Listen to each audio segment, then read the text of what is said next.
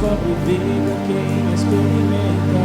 Se fosse flor seria primavera, muito além do que a gente espera. Se fosse gota já me bastaria, mas é o mar, eu quero mergulhar na graça.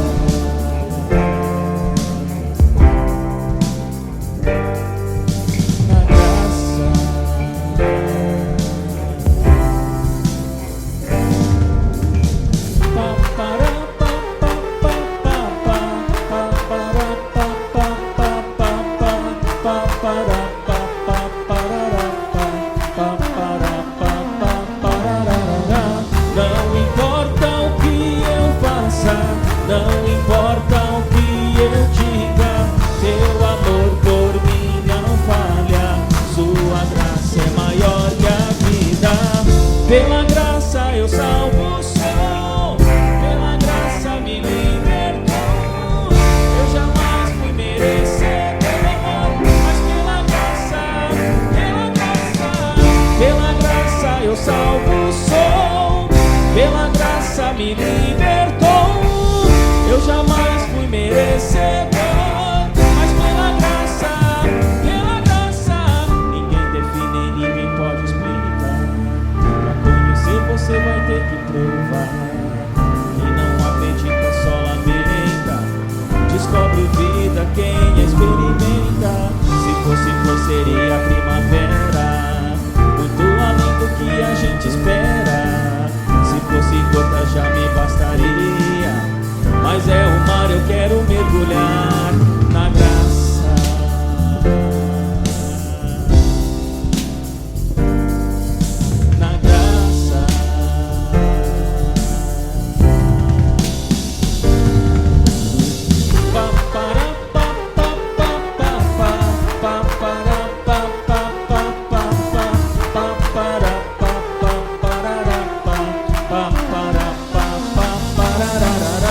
Não importa o que eu faça, não importa o que eu diga, teu amor por mim não falha. Sua graça é maior que a vida. Pela graça eu salvo sou, pela graça me libertou. Eu jamais fui merecedor, mas pela graça eu salvo sou, pela graça me libertou. Eu jamais fui merecedor, mas pela graça,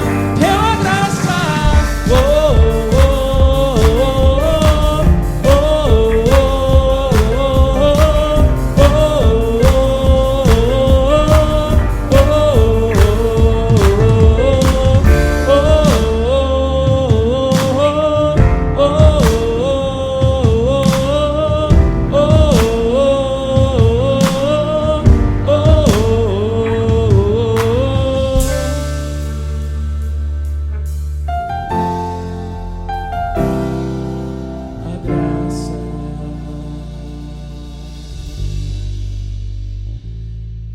glória a Deus. A graça de Jesus, a salvação que há em Jesus nos trouxe muitos benefícios, muitas bênçãos. E dentre elas, nós podemos ouvir a voz de Deus. A impressão que eu tenho é que nesses dias nós temos tido um pouco de dificuldade de ouvir claramente a voz de Deus, por tantos barulhos que temos ouvidos por aí, tantas vozes, tantas pessoas, às vezes até barulhos internos.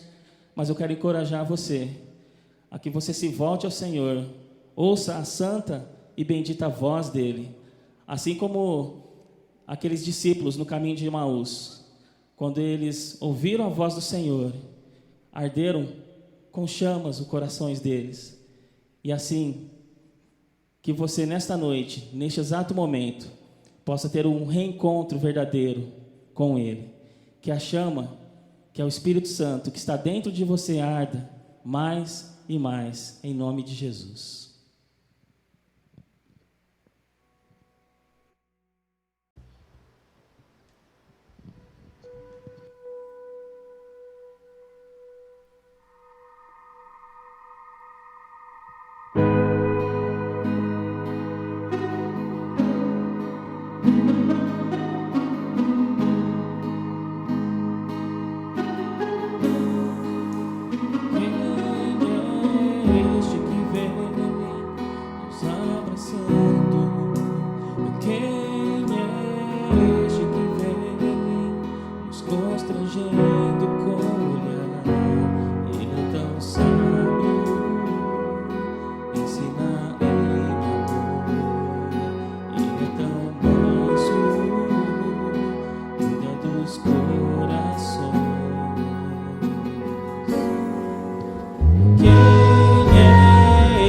que vem nos abraçando? Quem é este que vem nos constrangendo com o olhar? Ele é tão sábio, ensina em amor. Ele é tão manso, cuida dos corações. Ele entrou em casa, ele está na mesa, ele nos observa, sabe que o esperamos. E ao partir o pão, os nossos olhos se abrem e reconhecemos quem tu és. Ao som da sua voz, os nossos corações queimam de amor, queimam de amor. E ao partir o pão, os nossos olhos se abrem e reconhecemos quem tu és. Ao som da sua voz, os nossos corações queimam de amor, queimam de amor. Nós arrumamos a casa, perfumamos ela toda, nós preparamos a mesa. Tome o lugar de honra. Nós arrumamos a casa, perfumamos ela toda, nós preparamos a mesa. Tome o lugar de honra. Nós arrumamos a casa, perfumamos ela toda, nós preparamos a mesa. Tome o lugar de honra. Oh, oh, oh, oh, oh. Ele entrou em casa, ele está na mesa, ele nos observa, sabe que o esperamos. E ao partir o pão, os nossos olhos se abrem e reconhecemos quem tu és. Ao som da sua voz, os nossos corações queimam de amor, queimam de amor. E ao partir o pão, os nossos olhos se abrem e reconhecemos quem tu és. Ao som da sua voz, os nossos corações queimam de amor, queimam de amor. Nós arrumamos a casa, perfumamos ela toda, nós preparamos a mesa. Tome o lugar de honra. Nós arrumamos a casa, perfumamos ela toda, nós preparamos a mesa. Tome o lugar de honra. Nós arrumamos a casa, perfumamos ela toda, nós preparamos a mesa. Tome o lugar de honra. Nós arrumamos a casa, perfumamos ela toda, nós preparamos a mesa. Tome o lugar de honra. Tome o lugar de honra.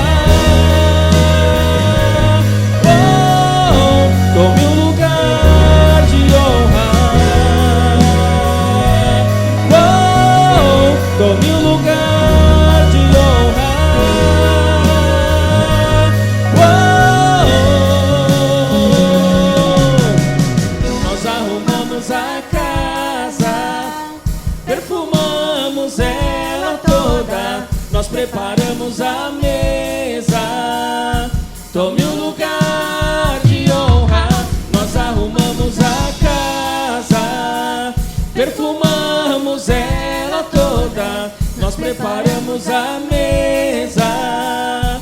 Tome um lugar de honra, nós arrumamos a casa, perfumamos ela toda, nós preparamos a mesa. Tome um lugar de honra.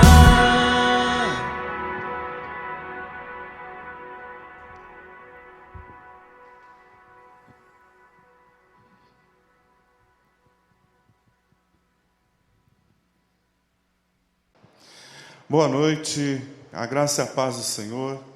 Estamos aqui nessa celebração e quero fazer um desafio a todos vocês, toda a nossa igreja, que de amanhã até o final dessa quarentena, ao meio-dia, cada um de nós pare onde estiver e ore.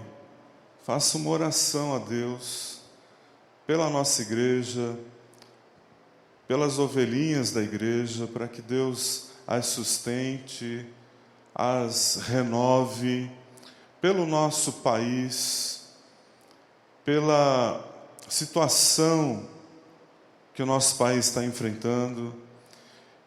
Então, meio-dia, desafio você, parar onde você estiver.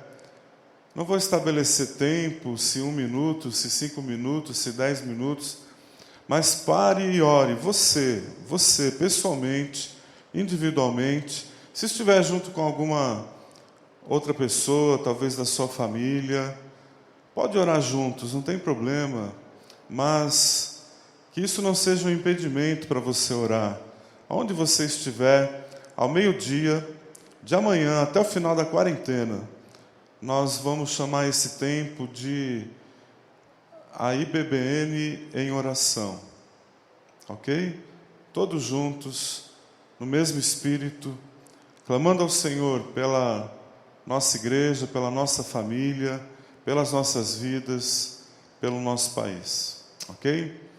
Nesse momento de ofertas, eu quero ler um texto que está em Deuteronômio 14, no versículo 22 até o versículo 23, que diz assim: deverão dizimar todas as vossas colheitas de cada ano, tragam-nas para serem comidas perante o Senhor, vosso Deus, no lugar que há de escolher para ser o seu santuário. Isto aplica-se aos dízimos, tanto de cereais, como do vinho novo, do azeite, e mesmo às primeiras crias dos vossos rebanhos e ao gado em geral. Os dízimos têm por finalidade ensinar-vos a porem sempre o Senhor vosso Deus em primeiro lugar nas vossas vidas. Tirando aqui os detalhes que dizem respeito somente ao Antigo Testamento e não mais ao povo do Novo Testamento, que somos nós, há um princípio aqui muito importante, que o dízimo ou os dízimos foram estabelecidos pelo Senhor para nos ensinar a colocá-lo em primeiro lugar. Muitas pessoas podem dizer, eu coloco Deus em primeiro lugar. Ok, mas e a prática disso, como é? E a evidência de que isto é como se afirma ser? Aqui na palavra do Senhor diz que o povo foi instruído a dizimar, não é porque Deus precisava do dinheiro deles, não é porque, se não o fizessem, estariam sujeitos a perderem a terra que Deus estava lhes dando. Não há indicação disto aqui, mas era para que eles aprendessem a colocar o Senhor em primeiro lugar. Dizimar, ofertar, tem esse propósito disciplinar-nos em colocar o nosso Deus em primeiro lugar. Agora eu quero fazer uma pergunta a você. Você vai precisar da ajuda de Deus quando essa quarentena terminar, nos seus negócios, na sua vida profissional, na empresa, na sua vida familiar, no que tange as finanças, vai precisar? Porque estamos passando um tempo difícil e, se não aprendermos, ou se não nos mantivermos fiéis em colocar o Senhor em primeiro lugar nesta área da nossa vida, vamos ter problemas mais sérios daqui para frente. Então eu quero lhe desafiar. Mantenha-se fiel ao Senhor e, mais ainda, seja generoso e liberal com Ele, seja para abençoar a igreja, seja para abençoar pessoas próximas a você, seja para abençoar a obra missionária. Mantenha-se fiel e aprenda a ser fiel. Você que ainda não aprendeu, talvez não tenha aprendido, esta é uma oportunidade de ouro, porque todos nós vamos precisar muito da ajuda do Senhor. E o nosso Pai Celestial está disposto a ajudar, a abençoar aqueles que o colocam em primeiro lugar nas suas vidas. Um irmão nosso chamado Colgate. Ele era um rapazinho quando saiu da zona rural e foi para a cidade grande, lá nos Estados Unidos, tentar encontrar trabalho e poder fazer a sua vida. No caminho para a cidade grande, ele parou na beira da estrada. O coração dele estava aflito, estava preocupado com o que viria pela frente. E ali ele fez uma aliança com Deus. Ele já era crente no Senhor, mas ali ele disse ao Senhor: Senhor, eu vou te dar o dízimo de tudo que eu ganhar. E eu não quero só te dar o dízimo, Senhor, eu quero te dar mais e mais. E eu quero ajudar a financiar a obra missionária, mundo afora. E, terminada essa oração, continuou a sua viagem. Os dias não foram fáceis. Finalmente ele conseguiu um trabalho numa casa de sabão. E ali, ele, com bastante empenho, diligência, esforço, foi se firmando, começou a ser fiel ao Senhor, dando o seu dízimo na igreja que frequentava. E logo surgiu uma oportunidade de ele comprar a parte que pertencia ao seu chefe. Ele estava para se aposentar e ele ofereceu a Colgate: você não quer comprar essa loja? Não quer comprar esse negócio? E o Colgate comprou. Com muito esforço, com uma negociação extensa, ele comprou. E ali ele foi sendo abençoado por Deus, se tornou um grande empresário depois de algumas décadas. E já perto do final da sua vida, ele tinha a alegria de estar contribuindo com 90% de tudo que ele ganhava para o Senhor. É uma história conhecida, você pode checá-la na internet. Ele é o fabricante dessa pasta Colgate, que é tão famosa aqui no nosso país também. Estou falando isso para mostrar a você que o nosso Pai Celestial, Ele não faz acepção de filhos. E se houverem filhos que coloquem o nosso Pai em prioridade em suas vidas financeiras, com fidelidade, com temor, não como barganha, não como algo isolado, alienado das outras áreas da nossa vida, mas como algo completo, inteiro, íntegro, Ele estará abençoando sua vida também, como fez com Colgate. Nós vamos precisar ter o nosso Pai Celestial como sócio, como mantenedor das nossas casas, nesse tempo que vamos enfrentar adiante. Então preste atenção, honre o Senhor, Honre com aquilo que lhe compete honrar. E creia que o Senhor vai sustentar a sua vida. Em nome de Jesus.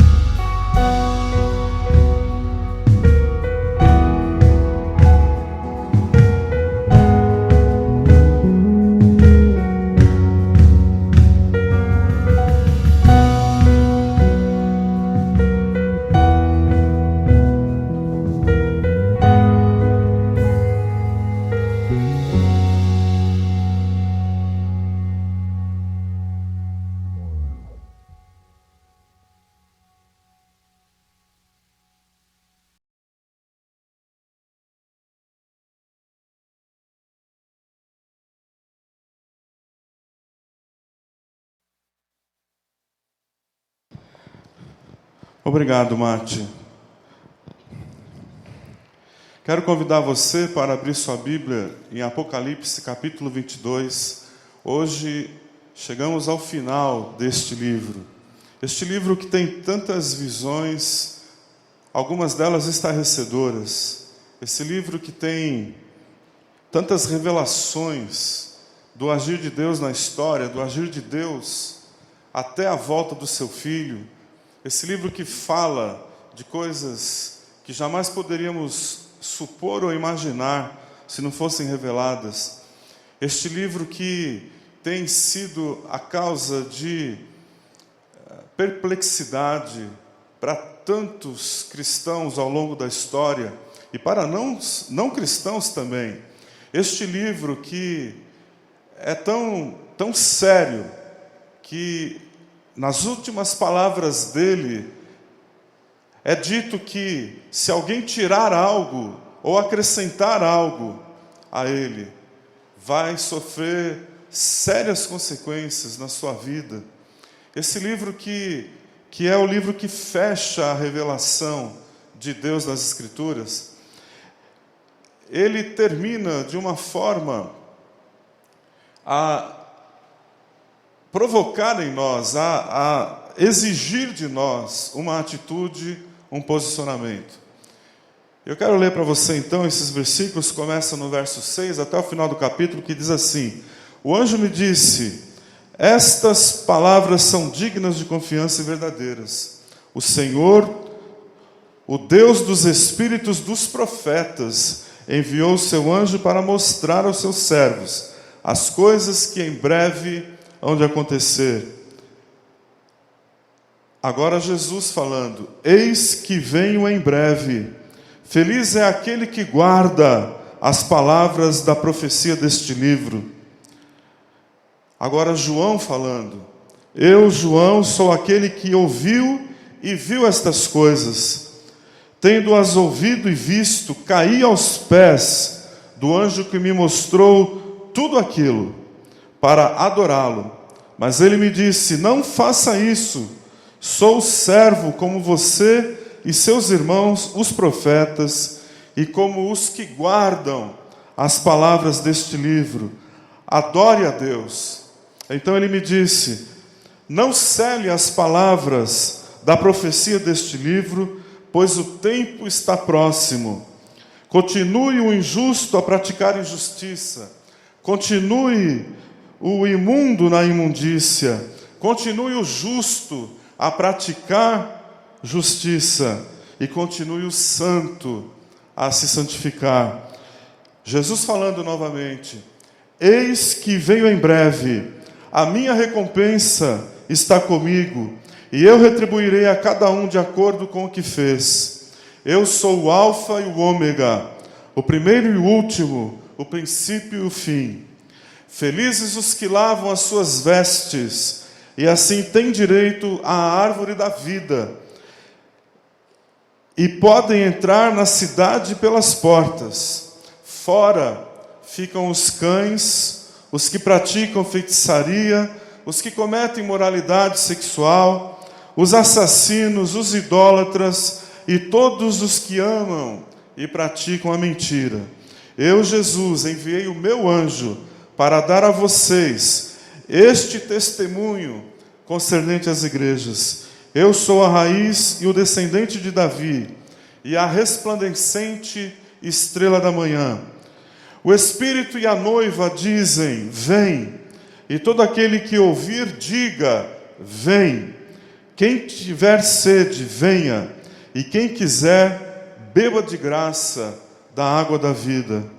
Declaro a todos os que ouvem as palavras da profecia deste livro: se alguém lhes acrescentar algo, Deus lhe acrescentará as pragas descritas neste livro.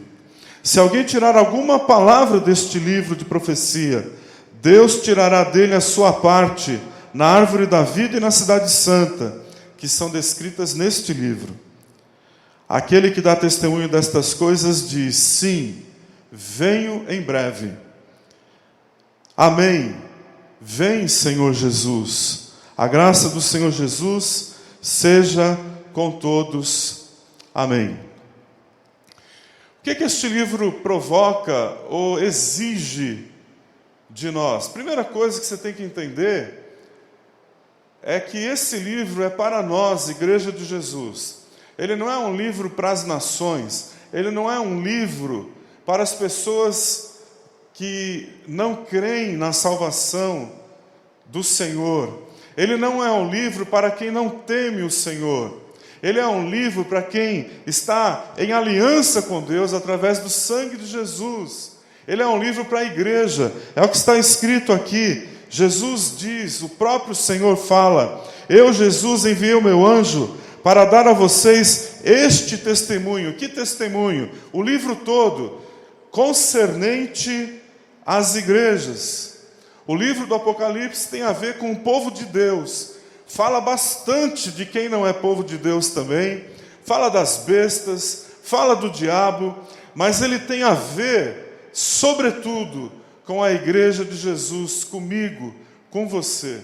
E este livro ele reclama 3 atitudes da nossa parte, que eu quero resumir em 3 palavras. A primeira delas é temor. Ao ler este livro, ao estudá-lo, ao meditar nele, não somente nesse tempo em que fizemos, mas para frente na nossa vida cristã, a nossa atitude deve ser uma atitude de temor.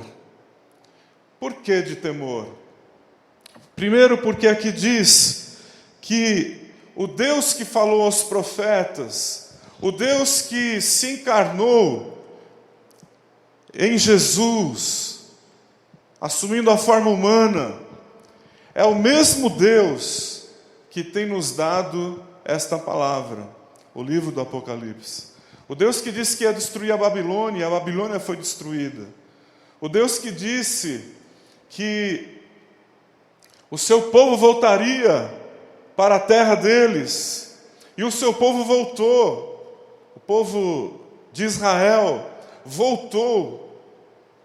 É o mesmo Deus que deu este livro para nós. Então, temer por causa disso. Temer também porque estas coisas aqui narradas estão para acontecer em breve. E aí talvez você diga: bom, mas o livro foi escrito no ano 90, e nós já estamos no ano 2020. Que breve é este? Devo lembrar você de um texto que está escrito pelo apóstolo Pedro, onde ele diz que o Senhor não tarda a sua promessa. Um dia para o Senhor é como 1000 anos, e 1000 anos é como um dia. Que o Senhor está simplesmente esperando que mais gente se arrependa. Segunda lembrança que quero lhe fazer: o Apocalipse não é apenas um livro para o final da história, ou sobre o final da história, mas é um livro que fala de toda a história. Os selos, se você está lembrado, são sobre toda a história. As trombetas, as taças, são coisas que já vêm acontecendo na história. As bestas, tanto a da terra quanto a do mar. Vai haver uma besta final, um anticristo final, um falso profeta final, mas eles já têm existido ao longo de toda a história da igreja. O próprio apóstolo João disse na sua primeira carta: muitos anticristos já têm saído pelo mundo afora. Isso quer dizer que este livro, ele já tem se cumprido ao longo da história. Não podemos esquecer esse aspecto. E a terceira lembrança que quero lhe fazer: cada um de nós terá o seu próprio encontro com o Senhor, antes mesmo dele voltar. A não ser aqueles que vão ficar para o arrebatamento, aqueles que vão escapar da perseguição que virá sobre a igreja e serão arrebatados. Mas a maioria esmagadora do povo de Deus vai se encontrar com Jesus antes da volta dele, quando morrerem, quando partirem para estar com o Senhor. E isso está muito breve de acontecer para cada um de nós, muito breve. Não vai demorar 2000 anos para um de nós morrer, vai demorar bem menos do que isso. Então, por isso, temer. Temer porque a qualquer momento olharemos no rosto do nosso Deus. Olharemos o rosto do juiz de toda a terra. Então é para temer. É como disse Deus através do profeta Amós a Israel daquele tempo: prepara-te, ó Israel, para te encontrares com o teu Deus. Isso é para a gente temer. Temer também porque as visões que tem nesse livro são estarrecedoras. João, ele ficou perplexo com a majestade daqueles anjos, com a magnificência daqueles seres celestiais, que são apenas seres criados. E ele chegou até um ato falho aqui, a se ajoelhar, ou a ameaçar se ajoelhar diante de um anjo. E o anjo disse para ele: não, eu sou só uma criatura igual a você, igual aos seus irmãos, adore a Deus. Agora eu lhe pergunto, se os anjos são de dar medo, de dar susto, de dar pavor, de nos deixar atônitos, até inclinados a nos ajoelhar diante deles, e a glória do Senhor, e esse Deus tremendo que está no trono, e este Cordeiro de Deus que está vivo para todo sempre, de quem diz o livro, os homens e as mulheres vão fugir apavorados quando ele voltar. Então temer, porque é preciso levar a sério essas palavras. Mas uma segunda atitude que esse livro requer de nós, crentes no Senhor, é nos santificar intensamente, é não parar nessa caminhada de santificação, que não é pela nossa força, não é pelo esforço humano, é pela graça do Senhor, mas requer de nós que nos apresentemos, como Paulo diz lá em Romanos 12, apresenteis os vossos corpos, meu corpo, seu corpo, como sacrifício vivo ao Senhor. Aqui diz, no versículo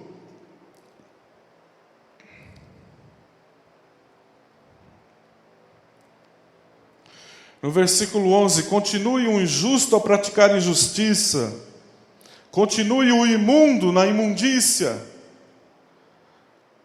continue o justo a praticar justiça, e continue o santo a se santificar.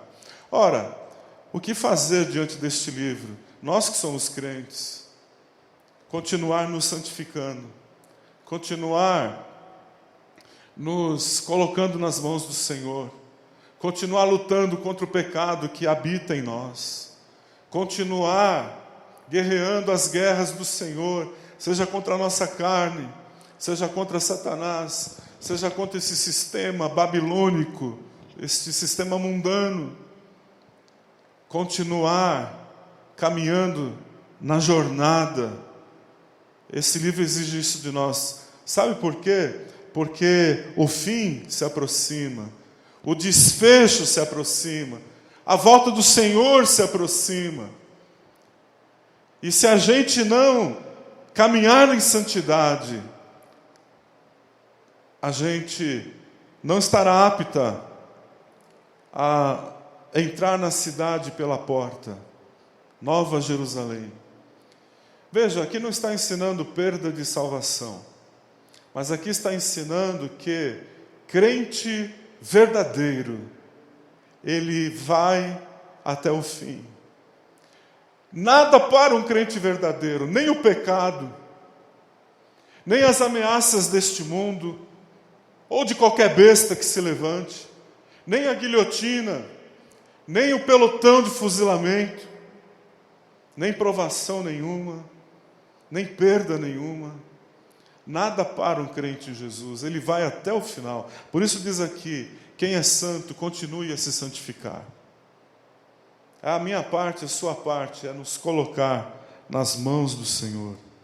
E Jesus disse aqui: eis que vem em breve, a minha recompensa está comigo, e eu retribuirei a cada um de acordo com o que fez. Isso não é salvação pelas obras, não. Isso aqui significa que haverá galardões para nós,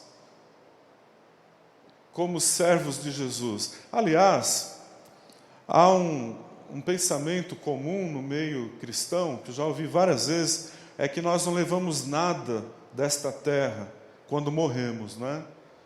E esse é um pensamento errado. Ele está certo no que tange às riquezas, no que tange aos bens, no que tange a diplomas, a títulos que conquistamos nesta terra. Isso fica aqui. O próprio casamento fica aqui. Mas, aqui no livro de Apocalipse, é dito que as obras do povo de Deus acompanham o povo de Deus.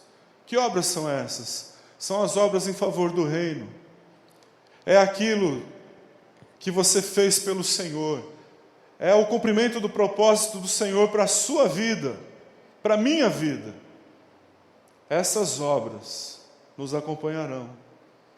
E elas serão motivo de galardão da parte do Senhor para nós. Da mesma forma, quem não é crente em Jesus, e que não foi lavado no sangue dele, vai ser julgado pelas suas obras também, pelos seus pecados. Deus é justo e santo. Ele salva pessoas com base no sangue do seu Filho, pessoas que querem ser salvas, pessoas que colocam sua fé em Cristo, pessoas que, como demonstração dessa salvação, caminham na santidade, não por suas forças, mas pela força do Senhor. Mas aqueles que não são salvos e que não foram cobertos pelo sangue de Jesus, permanecem nos seus pecados, permanecem no caminho em direção ao lago de fogo e enxofre. Então, a outra atitude que esse livro exige de nós é firmar os pés, olhar para frente e ir na direção do Senhor cada vez mais. Para isso o Senhor nos dá várias bênçãos, não é? A palavra dele, o Espírito Santo, a igreja, os irmãos na fé, aqueles que são de Jesus também, e oportunidades renovadas de arrependimento e de mudança de atitude nesse caminho de santidade. Mas uma última postura que este livro exige de nós, como crentes no Senhor, é uma expectativa confiante. Eu queria ler aqui novamente com você o versículo 20. Aquele que dá testemunho destas coisas diz, Jesus, né? Sim, venho em breve. Isto é seguro. Jesus voltará fisicamente, em seu corpo glorificado. Cristo voltará. Cristo virá e reinará. Isto é seguro. Não há especulação aqui. Não há possibilidade de erro. Não há espiritualização aqui. É literal. O Senhor diz: eis que venho em breve. Mas depois, logo que ele diz isso, o João, ele toma a palavra e diz: Maranata, vem Senhor Jesus. E aqui já é outra coisa. Na palavra de Jesus é segurança, eu venho. E na palavra de João é: venha Senhor, venha. Nós te aguardamos, nós te queremos, Senhor. Venha inaugurar teu reino milenar. Venha, Senhor, trazer novos céus e nova terra. Venha, Senhor, fazer com que todas as coisas convirjam para ti. Isso sabe que é expectativa. Expectativa confiante. É incrível como nós esquecemos no dia a dia que Cristo vai voltar. Nos iludimos com esta terra. Nos iludimos com carreira profissional. Carreira profissional é bom. desde que você sirva o Senhor com ela.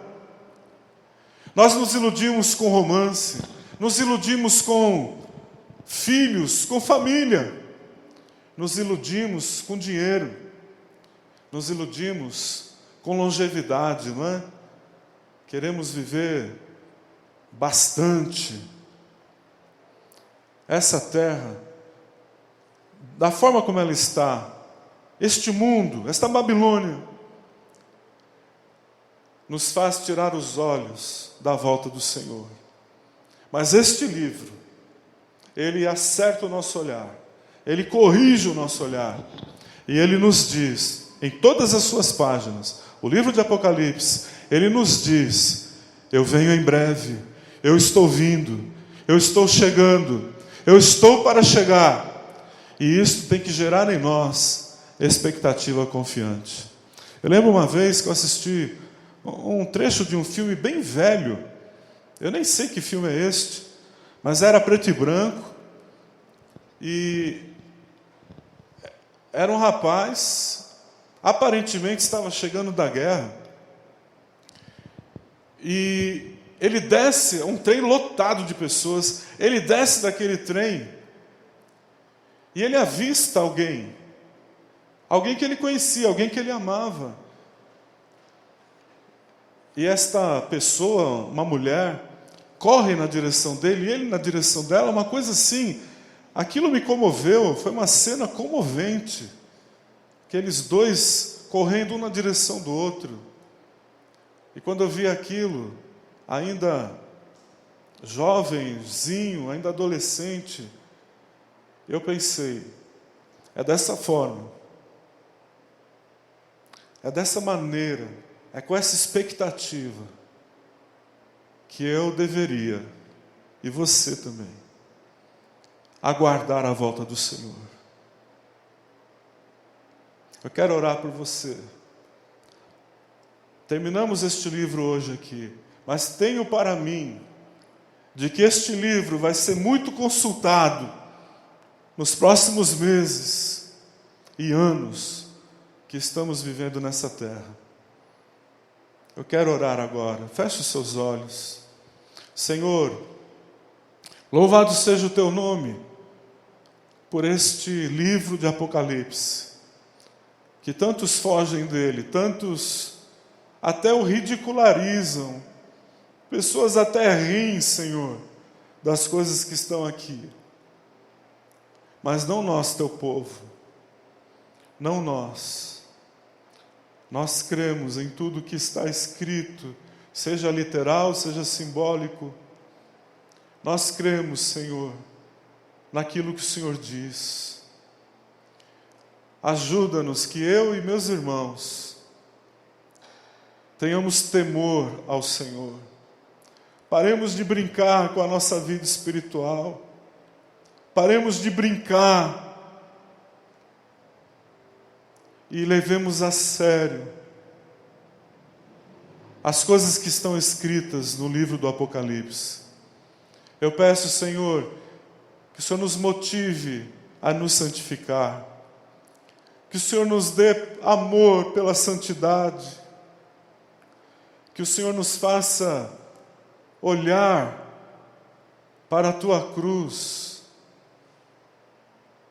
e nos apaixonar por Ti, Senhor, a ponto de dizer não aos pecados que nos rodeiam. E se possível, Senhor, e se preciso, resistir a estes pecados até tirar sangue de nós, como disse o Teu servo no livro de Hebreus. Eu também te peço, Senhor, que nos dê essa expectativa confiante. Expectativa é desejo de que o Senhor volte, e confiante é certeza, certeza absoluta. E que essa expectativa confiante nos faça redimensionar, ressignificar, reavaliar todas as coisas na nossa vida, nossos relacionamentos, nossos sonhos, nossos planos. Eu quero terminar orando, Senhor, dizendo o que teu servo disse: Maranata, venha, Senhor, venha, Senhor, venha. Amém.